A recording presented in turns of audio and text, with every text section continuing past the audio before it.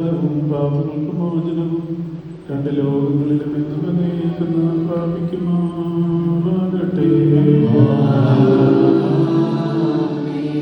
ബലഹീനനും പാപിയും ദാസനുമാകുന്ന ഞാൻ ഇപ്രകാരം കീർത്തിച്ചു പറയുന്നു: പരിശുദ്ധനായ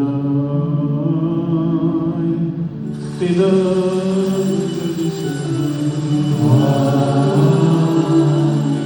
പരിശുദ്ധനായ പുത്രൻ, പരിശുദ്ധൻ, ജീവനുള്ളവനും വിശുദ്ധനുമായ റൂഹ, പരിശുദ്ധൻ. താൻ നമ്മുടെ ആത്മാക്കളുടെ മേലും നമ്മുടെ മാതാപിതാക്കളുടെയും സഹോദരീ സഹോദരങ്ങളുടെയും നേതാക്കന്മാരുടെയും ഗുരുക്കന്മാരുടെയും വാങ്ങിപ്പോയവരുടെയും തന്റെ വിശുദ്ധ സഭയുടെ സ്വന്തം പ്രജകളായ വിശ്വാസികളായ സകല വാങ്ങിപ്പോയവരുടെയും ആത്മാക്കളുടെ മേലും